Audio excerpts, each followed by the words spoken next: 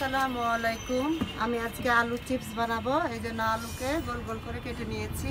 এটা তো আপনারা সবাই জানেন, তাই কাটা দেখাইনি। ধুয়ে নিয়েছি, তারপর অল্প পানি দিয়েছি। এখন আমি যা যা দিব আলু চিপসের মধ্যে, প্রথমে আমি লবণ দিয়ে দিচ্ছি। লবণ দিলাম। এরপর আমি দিয়ে দিচ্ছি মরিচের গুঁড়া, হলুদ গুঁড়ো। সবগুলো আমার দেওয়া হয়ে গেছে। আমি উলট পালট করে নিচ্ছি। এই যে এভাবে উলট পালট করে দিলাম। এখন আমি আবার বসিয়ে দিচ্ছি। এটা ভাপ দিয়ে নিব।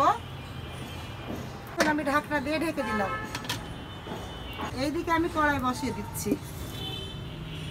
আর আমি বানাবো, এই যে দেখছেন ফজলি আম, এটা আমাদের চাপায়ের আমটাকে আমি কেটে নিয়েছি। যেহেতু আপনারা সবাই কাটতে জানেন, কাটা দেখায়নি। আর আমি এইভাবে চিড়ে নিয়েছি। এটা আমি টক আচার বানাবো।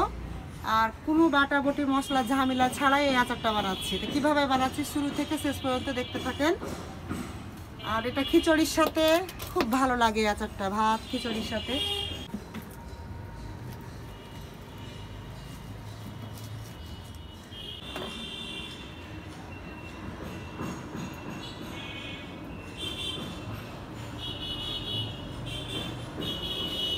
ওইদিকে কড়াইটা গরম করতে দিয়েছি। আর এইদিকে দেখেন আমি উপকরণ হিসাবে কি নিয়েছি। এটা 5 ফোড়ন, চিনি, লবণ, তেজপাত, কাঁচামরিচ, শুকনো মরিচ, রসুন। আর এটা হলো সরষা, আমি ব্লেন্ডারে গুঁড়া করে নিয়েছি। আর এইদিকে আছে ভিনিগার আর সরষার তেল। উপকরণ হিসাবে আমি এগুলো নিয়েছি। আর লবণ দিব, হলুদ দিব, আর মরিচের গুঁড়ো দেবো একটু। কড়াইটা কেঁপে গেছে। এখন আমি পরিমাণ মতো 5 ফোড়নটা দিয়ে দিচ্ছি। 5 ফোড়নটা ভেজে নিচ্ছি। তারপর আমি তেজপাতা দিয়ে দিচ্ছি, শুকনো মরিচটা দিয়ে দিচ্ছি।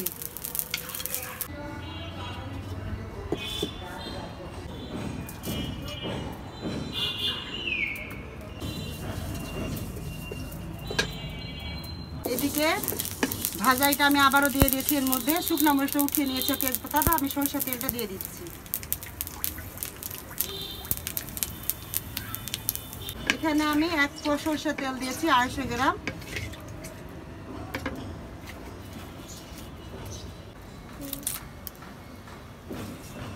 এখানে আমি 5 ফোড়নটা গোটা গোটা দিলাম। তারপর 2টা তেজপাতা দিয়েছি, শুকনো মরিচটা ভেজে দিয়েছিলাম, আগেই তো দেখেছিলেন। আর এখানে আমি সবগুলোই গোটা গোটা মশলা দিব, বাটা কোনো কিছু দিব না। এর মধ্যে আমি দিয়ে দিব এখন আমটা। এই যে আমটা ধুয়ে রেখেছিলাম, পানি ঝরিয়ে শুকিয়ে রেখেছি যাতে পানি না বের হয়।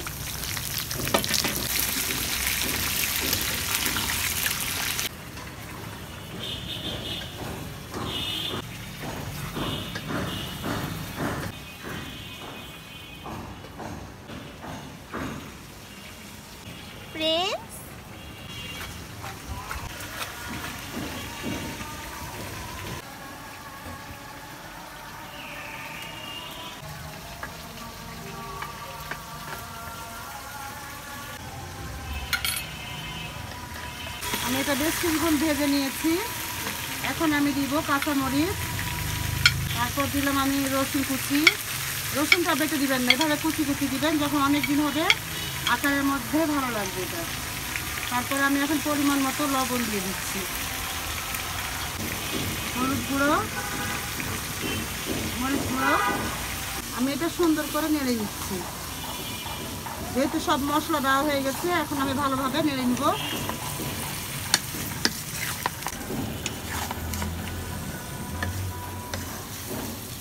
এই যে আমার আচারটা দেখেন কালার কত সুন্দর এসছে। আমি কিন্তু একটুও পানি দিইনি। আচারটা আগে আমটাকে কেটে ধুয়ে শুকিয়ে রেখেছিলাম আমি।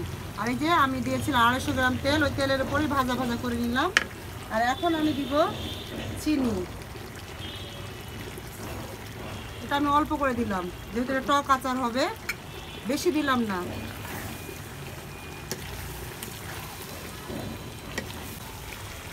দেখেন কি সুন্দর কালার এসছে একটা। এই আচারটা খুবই মজা হয়, বাসায় বানাবেন। আর এইদিকে আমার চিপসটাও হয়ে গেছে। 1 বলক দিয়েই আমি নামিয়ে নিব। অনেকে হলুদ দেয়, অনেকে হলুদ দেয় না, কিন্তু আমাকে হলুদ দিলে ভাজার পর কালারটা দেখতে ভালো লাগে। এখন আমি নামিয়ে নিব। আর পানি ঝরিয়ে তারপর আমি আপনাদের সাথে দেখা করছি। এই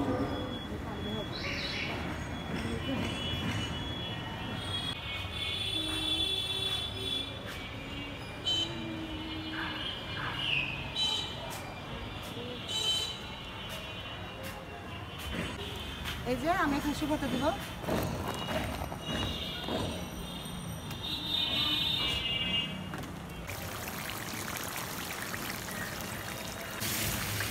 এখানে আমি এতটুকুও পানি ব্যবহার করিনি, এটাতে ভুলেও পানি দিবেন না।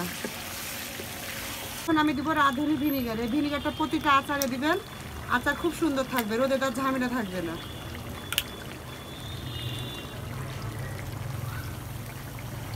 এখন আমি সবগুলো দেওয়া হয়ে গেছে, আমি ভালোভাবে নেড়ে নিচ্ছি। আর আমার আচারটাও হয়ে এসেছে।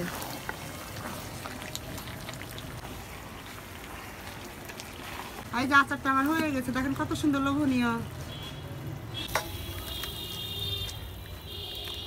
হয়ে গেল আমের আচার।